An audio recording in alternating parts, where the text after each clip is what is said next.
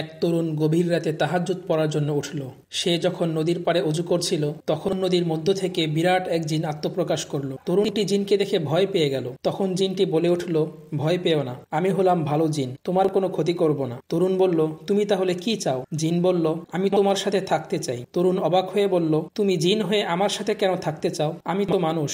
জিন বলল, হ্যাঁ তুমি মানুষ, কিন্তু তুমি অন্য তরুণদের মতো নও। তুমি আল্লাহ তাআলার নাফরমানি থেকে নিজেকে বিরত রাখো এবং সব সময় পাক পবিত্র অবস্থায় থাকতে পছন্দ করো। আর যে মানুষ নিজেকে নাফরমানি থেকে বিরত রেখে সব সময় আল্লাহর ইবাদতে ধ্যানমগ্ন থাকে, আমরা জিন তাদেরকে এত ভালোবাসি যে বন্ধু হিসেবে তাদের সঙ্গ লাভ করতে চাই এবং তাদের বিভিন্ন প্রয়োজনে সাহায্য করে থাকি। এই কথা শুনে তরুণটি খুশি মনে জিনকে সঙ্গে থাকার অনুমতি দিল। তারপর থেকে ওই ভালো জিন সেই তরুণের সঙ্গে থাকতে লাগলো, যেটা সে ছাড়া আর কেউ দেখতে পেত না। এবং যখনই তরুণটির কোনো প্রয়োজন হতো বা সে কখনো কোনো সমস্যায় পড়তো, তখনই জিনটি তাকে সাহায্য করত। সুবহানাল্লাহ।